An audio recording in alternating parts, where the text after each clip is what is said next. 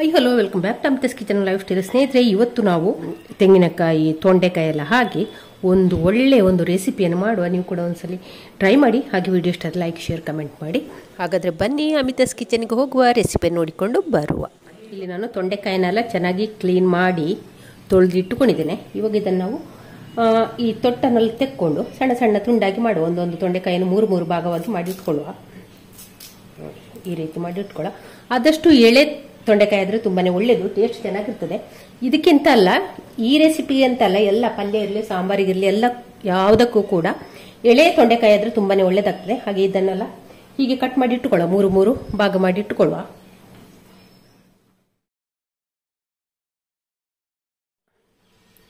ತೊಂಡೆಕಾಯಿನೆಲ್ಲ ಈ ರೀತಿ ಕಟ್ ಮಾಡಿ ಇಟ್ಟುಕೊಂಡಿದ್ದೇನೆ.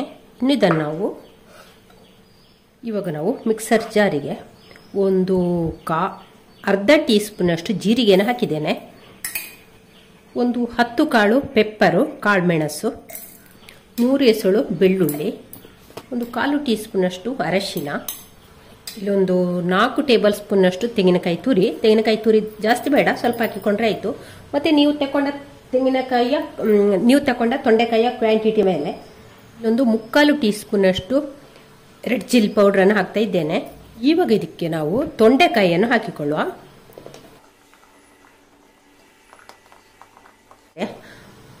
ಇಲ್ಲಿ ನಾನು ತೊಂಡೆಕಾಯಿಯನ್ನು 2 ಸಲ ಕ್ರಷ್ ಮಾಡಲಿಕ್ಕೆ ಇಟ್ಟುಕೊಂಡಿದ್ದೇನೆ. ಫಸ್ಟಿಗೆ ಸ್ವಲ್ಪ ಮಾತ್ರ ಹಾಕಿಕೊಂಡಿದ್ದೇನೆ. ಒಮ್ಮೆಗೆ ಹಾಕಿದ್ರೆ ಆದರೆ ನುಣ್ಣಗೆ ಅದು ತುಂಬ ನುಣ್ಣಗಾಗಿ ಬಿಡ್ತದೆ, ದಪ್ಪ ಇದ್ದು ದಪ್ಪಕ್ಕೆ ಹಾಗಿರ್ತದೆ. ಅದ ಕಾರಣ ಸ್ವಲ್ಪ ಹಾಕಿ ರುಬ್ಬಿಕೊಂಡು ಬಂದರೆ ಆಯಿತು. ಇಲ್ಲಿ ನೋಡಿ, ಈ ರೀತಿ ಮಾಡಿಕೊಂಡ್ರೆ ಆಯಿತು. ಹೀಗೆ ನಿಮ್ಮ ಹತ್ರ ಕಾಳು ಮೆಣಸಿದ್ದು ಪೌಡ್ರ್ ಇದ್ರೆ ಪೌಡ್ರನ್ನು ಸೇರಿಸ್ಕೊಳ್ಬೋದು.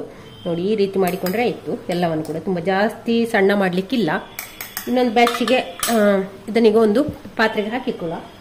ಈಗ 2 ಬ್ಯಾಚಲ್ಲಿ ನಾವು ತೊಂಡೆಕಾಯಿನ ರುಬ್ಬಬೇಕಾಗ್ತದೆ. ಹಾಗಾಗಿ ಈಗ ಫಸ್ಟ್ ಇದನ್ನು ನಾನು ತೆಗಿತಿದ್ದೇನೆ, ಒಂದು ಬೌಲಿಗೆ ಹಾಕಿಕೊಳ್ಳುವ. ಇಲ್ಲಿ ನೋಡಿ, 2ನೇ ಸಲದ್ದು ಕೂಡ ರುಬ್ಬಿದ್ದೇನೆ. ನೋಡಿ, ಈ ರೀತಿ ಉಂಟು. ನೋಡಿ, ಎಲ್ಲ ಕಡಿ ಉಂಟು. ತುಂಬ ಒಂದೊಂದು ಪೀಸು 4 ಭಾಗ ಆಗಿದೆ. ಆ ರೀತಿ ಮಾಡಿಕೊಂಡ್ರೆ ಆಯಿತು. ತುಂಬ ನಯಬಾರ್ದು ಬೇಡ. ಇಲ್ಲೊಂದು ಮಣ್ಣಿನ ಮಡಿಕೆಯನ್ನು ಒಲೆ ಮೇಲೆ ಇಟ್ಟಿದ್ದೇನೆ, ಸ್ಟವ್ ಮೇಲೆ ಇಟ್ಟಿದ್ದೇನೆ. ಅದಕ್ಕೆ ಈಗ 2 ಟೀ ಸ್ಪೂನಷ್ಟು ಎಣ್ಣೆಯನ್ನು ಹಾಕಿಕೊಳ್ಳುವ. ಎಣ್ಣೆ ಚೆನ್ನಾಗಿ ಕಾಯಿಲಿ. ಎಣ್ಣೆ ಕಾಯ್ತಾ ಉಂಟು. ಅದಕ್ಕೆ ಈಗ ಅರ್ಧ ಟೀ ಸ್ಪೂನಷ್ಟು ಸಾಸಿವೆಯನ್ನು ಹಾಕ್ತಾ ಇದ್ದೇನೆ. ಸಾಸಿವೆನು ಚೆನ್ನಾಗಿ ಪಟಪಟ ಅಂತ ಹೇಳಬೇಕು. ಸಾಸಿವೆ ಚಟಪಟ ಅಂತ ಹೇಳ್ತಾ ಉಂಟು.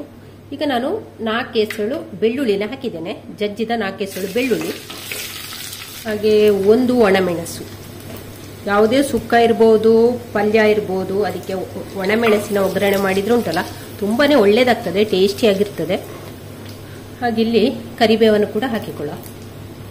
ಕರಿಬೇವನ್ನು ಯಾವಾಗಲೂ ಕಟ್ ಮಾಡಿ ಹಾಕಿದ್ರೆ ಉಂಟಲ್ಲ ಪರಿಮಳ ಕೂಡ ಜಾಸ್ತಿ, ಮತ್ತೆ ಹಾಗೆ ಪಲ್ಯದೊಟ್ಟಿಗೆ ತಿನ್ನಲಿಕ್ಕೆ ಕೂಡ ಒಳ್ಳೆಯದೇ ಆಗ್ತದೆ.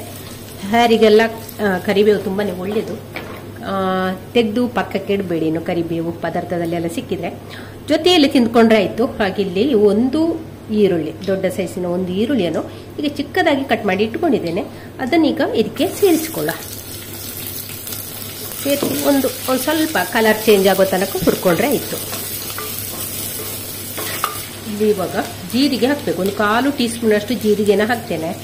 ಜೀರಿಗೆ ಮೊದಲೇ ಹಾಕಬೇಕಿತ್ತು, ಸಾಸಿವೆ ಹಾಕುವಾಗಲೇ ಹಾಕಬೇಕಿತ್ತು. ಇವಾಗ ಇಲ್ಲಿ ಸ್ವಲ್ಪ ಜಾಗ ಮಾಡಿ ಎಣ್ಣೆಯಲ್ಲಿ ಜೀರಿಗೆನ ಹಾಕ್ತಾ ಇದ್ದೇನೆ. ಜೀರಿಗೆ ಈರುಳ್ಳಿ ಎಲ್ಲ ಚೆನ್ನಾಗಿ ಫ್ರೈ ಆಗಲಿ ಒಮ್ಮೆ. 1 ಟೀ ಸ್ಪೂನಷ್ಟು ಉದ್ದಿನಬೇಳೆ ಕೂಡ ಹಾಕುವ. ಉದ್ದಿನಬೇಳೆ ಕೂಡ ಮೊದಲೇ ಹಾಕಬೇಕಿತ್ತು, ನನಗೆ ಒಂದು ಫೋನ್ ಬಂತು, ಹಾಗೆ ಎಲ್ಲ ಇಲ್ಲಿ ತಡಪಡ ಆಯಿತು, ಹಾಗೆ ಆಚೆ ಆಯಿತು. ನೀವು ಸಾಸಿವೆ ಹಾಕಿದ ನಂತರ ಉದ್ದಿನಬೇಳೆ ಮತ್ತು ಜೀರಿಗೆ ಹಾಕಿಕೊಳ್ಳಿ. ಈರುಳ್ಳಿಗೆ ಮೊದಲೇ ಉದ್ದಿನಬೇಳೆ ಹಾಕಿಕೊಳ್ಬೇಕು. ನಾನು ಇದು ನಂತರ ಹಾಕಿಕೊಂಡಿದ್ದೇನೆ. ಅಂದರೆ ಉದ್ದಿನಬೇಳೆ ಒಂದು ಸ್ವಲ್ಪ ಕೆಂಪಾಗಿ ಆಗಬೇಕು, ಅಂದರೆ ಮಾತ್ರ ಅದು ಚೆನ್ನಾಗಿ ಟೇಸ್ಟ್ ಮತ್ತು ಒಳ್ಳೆ ಒಂದು ಫ್ಲೇವರ್ ಕೂಡ. ಇಲ್ಲಿ ಒಂದು ಸ್ವಲ್ಪ 1/4 ಟೀ ಸ್ಪೂನಷ್ಟು ಉಪ್ಪನ್ನು ಹಾಕ್ತಾ ಇದ್ದೇನೆ. ಈರುಳ್ಳಿ ನಮಗೆ ಬೇಗನೆ ಕೆಂಪಾಗಿ ಆಗಬೇಕು, ಒಂದು ಸ್ವಲ್ಪ ಬೇಗನೆ ಫ್ರೈ ಆಗಬೇಕು. ಈ ಬೇಗನೆ ಫ್ರೈ ಆಗಬೇಕು ಅಂತಿದ್ರೆ ಒಂದು ಸ್ವಲ್ಪ ಉಪ್ಪನ್ನು ಕೂಡ ಹಾಕಬೇಕು.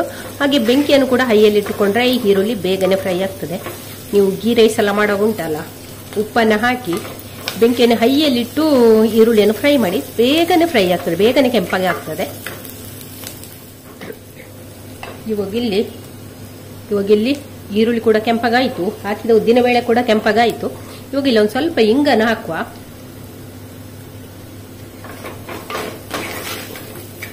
ಇಂಗು ಹಾಕಿದ್ರೆ ಕೂಡ ಅಷ್ಟೇ, ಒಂದು ಯಾವುದೇ ಒಂದು ಸಾರು ಇರಲಿ, ಸಾಂಬಾರು ಇರಲಿ, ಪಲ್ಯ ಇರಲಿ, ಅದರೊಂದು ರುಚಿಯೇ ಬೇರೆ, ಫ್ಲೇವರ್ ಕೂಡ ಚೆನ್ನಾಗಿರ್ತದೆ ಹಿಂಗೆ. ಇವಾಗ ಇಲ್ಲಿ ನಾವು ಗ್ರೈಂಡ್ ಮಾಡಿ ಇಟ್ಕೊಂಡಂತ ತೊಂಡೆಕಾಯಿ ಮತ್ತು ಮಸಾಲೆಯನ್ನು ಹಾಕಿಕೊಳ್ಳುವ. ಬೆಂಕಿಯನ್ನು ಮೀಡಿಯಂ ಫ್ಲೇಮಲ್ಲಿ ಇಟ್ಕೊಳ್ಳಿ. ಇವಾಗ ಈ ತೊಂಡೆಕಾಯಿಯನ್ನು ಹಾಕುವಾಗ ಬೆಂಕಿಯನ್ನು ಮೀಡಿಯಂ ಫ್ಲೇಮಲ್ಲಿ ಇಟ್ಕೊಳ್ಳಿ. ಅದು ಇಲ್ಲಿ ಒಂದು ಸ್ವಲ್ಪ ಸಪ್ರೇಟ್ ಮಿಕ್ಸಿಯಲ್ಲಿ 2 ಸಲ ನಾನು ರುಬ್ಬಿದ್ದೇನಲ್ಲ, ಅದನ್ನು ಕೂಡ ಹಾಕ್ತಾ ಇದ್ದೇನೆ ಇದಕ್ಕೆ. ಇವಾಗೊಮ್ಮೆ ಚೆನ್ನಾಗಿ ಮಿಕ್ಸ್ ಮಾಡುವ. ಬೆಂಕಿಯನ್ನು ಸಿಮ್ಮಲ್ಲಿ ಇಟ್ಕೊಳ್ಳಿ. ಮತ್ತು ಇದಕ್ಕೆ ನೀರು ಹಾಕಿ ಬೇಯಿಸುವಂಥದ್ದಲ್ಲ, ಈ ಒಗ್ಗರಣೆಯಲ್ಲಿ ಇದು ಬೇಯಬೇಕು, ನೀರಿನ ಅವಶ್ಯಕತೆ ಇರುವುದಿಲ್ಲ.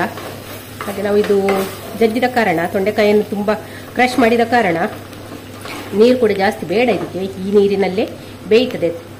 ಇವಾಗ ಇದನ್ನು ಮುಚ್ಚಳ ಮುಚ್ಚಿ ಬೇಯಿಸ್ಕೊಳ್ಳುವ. ಇಲ್ಲಿ ಮುಚ್ಚಳ ತೆಗೆಯುವ. ಒಂದು ಅರ್ಧ ಟೀ ಸ್ಪೂನ್ ಅಷ್ಟು ಉಪ್ಪನ್ನು ಹಾಕ್ತಿದ್ದೇನೆ. ಈರುಳ್ಳಿ ಫ್ರೈ ಆಗಲಿಕ್ಕೂ ಉಪ್ಪು ಹಾಕಿದ್ದೇವೆ, ಹಾಗೆ ಈಗ ಸ್ವಲ್ಪ ಕಡಿಮೆ ಮಾಡಿದ್ದೇನೆ ಉಪ್ಪು, ಮತ್ತೆ ನೋಡಿ ಹಾಕಿಕೊಂಡ್ರೆ ಆಯಿತು. ಹಾಗೆ ನಿಮಗೊಂದು ವೇಳೆ ಖಾರ ಕಡಿಮೆ ಸಪ್ಪೆ ಅನಿಸಿದರೆ ಈ ಹೊತ್ತಿಗೆ ನಿಮಗೆ ಚಿಲ್ಲಿ ಪೌಡರನ್ನು ಕೂಡ ಹಾಕಿಕೊಳ್ಬೋದು. ಹಾಕಿ ಒಮ್ಮೆ ಚೆನ್ನಾಗಿ ಮಿಕ್ಸ್ ಮಾಡುವ. ಮತ್ತು ಇದು ಮುಚ್ಚಳ ಮುಚ್ಚಿ ಬೇಯಿಸುವಾಗ ನಾವು ಉಂಟಲ್ಲ, ಎಡೆಯಲ್ಲಿ ಮುಚ್ಚಳ ತೆಗೆದು ಹಾಗಾಗಿ ಇದನ್ನು ಮಗಚಿಕೊಳ್ಬೇಕು, ಇಲ್ಲದ್ರೆ ತಳೆ ಹಿಡಿಬಹುದು. ನೀರನ್ನು ಹಾಕಬೇಡಿ. ಇವಾಗ ಇದರ ಟೇಸ್ಟ್ ಎಲ್ಲ ನೋಡಿಕೊಳ್ಳಿ ಹೇಗುಂಟು ಅಂತ. ಇಲ್ಲಿ ಒಂದು ಸ್ವಲ್ಪ ಹುಳಿ ಹಾಕ್ತೇನೆ. ಹುಳಿ ಹಾಕದಿದ್ರೂ ನಡೀತದೆ, ಹುಳಿ ಹಾಕಲೇಬೇಕು ಅಂತೇನಿಲ್ಲ. ಒಂದು ಸ್ವಲ್ಪ ಹುಳಿ ಹಾಕ್ತಾ ಇದ್ದೇನೆ. ಹುಳಿ ಇಲ್ಲ, ಅಮ್ಚೂರು ಪೌಡರ್ ಇದ್ರೆ ಅದನ್ನೆಲ್ಲ ಹಾಕ್ಬೋದು. ಹುಣಸು ಹುಳಿ ನೀರು ಮಾಡಿ ಹಾಕುವ ಅವಶ್ಯಕತೆ ಎಲ್ಲ ಇರುವುದಿಲ್ಲ. ಅಂದ್ರೆ ಇದಕ್ಕೆ ಹುಳಿ ಬೇಕು ಅಂತಿಲ್ಲ. ನೋಡಿ ಇವಾಗ ಇದ್ರು ಟೇಸ್ಟ್ ನೋಡಿಕೊಳ್ಳಿ ಹೇಗಿದೆ ಅಂತ ನೋಡಿಕೊಳ್ಳಿ. ನೋಡಿ ರೆಡಿ ಆಗಿತ್ತು, ಒಳ್ಳೆ ಪರಿಮಳ ಕೂಡ ಬರ್ತಾ ಉಂಟು. ಇದೊಂದು ನಿಮಗೆ ಹೊಸ ರೆಸಿಪಿ, ಒಂದ್ಸಲ ಟ್ರೈ ಮಾಡಿ. ನಮಗೆ ತೊಂಡೆಕಾಯಿ ಎಲ್ಲ ಸೀಸನಲ್ಲಿ ಕೂಡ ಸಿಗ್ತದೆ, ಮಳೆಗಾಲ ಬೇಸಿಗೆಗಾಲದಲ್ಲೆಲ್ಲ ಸಿಗ್ತದೆ.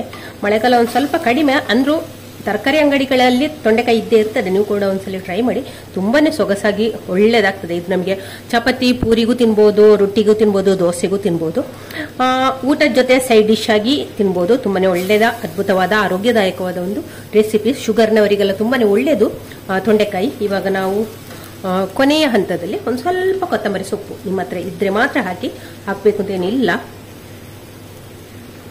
ಹಾಕಿ ಒಮ್ಮೆ ಮಗಿಸು.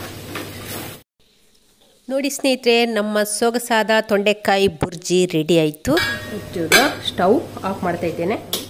ಫ್ರೈ ನೋಡಿ ಹೇಗೆ ನೋಡಿ, ಹೀಗೆ ಡ್ರೈ ಆಗಿ ನೋಡಿ ಎಷ್ಟು ಚೆನ್ನಾಗಿ ಬಂದಿದೆ. ನೋಡುವಾಗ ಕೂಡ ಎಷ್ಟೊಂದು ಚೆನ್ನಾಗಿದೆ ಅಲ್ಲ. ನೋಡಿ ಕಲರ್ ಸ್ವಲ್ಪ ಅಲ್ಲಿ ಗ್ರೀನ್ ಆಗಿ ಯೆಲ್ಲೋ ಎಲ್ಲ ಮಿಕ್ಸ್ ಆಗಿ ತುಂಬಾ ಚೆನ್ನಾಗಿದೆ ಅಲ್ಲ. ನೋಡ್ಲಿಕ್ಕೂ ಕೂಡ ಒಂದು ರೆಸಿಪಿ ನಾವು ಮಾಡುವಾಗ ನೋಡ್ಲಿಕ್ಕೆ ಕೂಡ ತುಂಬಾ ಚೆನ್ನಾಗಿರ್ಬೇಕು ಅಲ್ವಾ. ಟೇಸ್ಟ್ ಮಾತ್ರ ಇದ್ರೆ ಸಾಕು, ನೋಡ್ಲಿಕ್ಕೆ ಕೂಡ ತುಂಬಾನೇ ಚೆನ್ನಾಗಿರ್ಬೇಕಲ್ಲ. ಹಾಗೆ ಸ್ವಲ್ಪ ಹೆಲ್ದಿಯಾಗಿಯೂ. ಸ್ನೇಹಿತರೆ, ರೆಸಿಪಿ ನಿಮಗೆ ಇಷ್ಟ ಆಯ್ತಾ? ಹಾಗಾದರೆ ನೀವು ಕೂಡ ಒಂದ್ಸಲ ಟ್ರೈ ಮಾಡಿ, ನಿಮ್ಮ ಫ್ಯಾಮಿಲಿ ಫ್ರೆಂಡ್ಸ್ಗಳಿಗೆಲ್ಲ ಶೇರ್ ಮಾಡಿ. ಚಾನಲ್ಗೆ ಯಾರಾದರೂ ಹೊಸಬ್ರಿದ್ರೆ ಪ್ಲೀಸ್ ಸಬ್ಸ್ಕ್ರೈಬ್ ಮಾಡಿಕೊಂಡು ಚಾನಲನ್ನು ನೋಡಿ.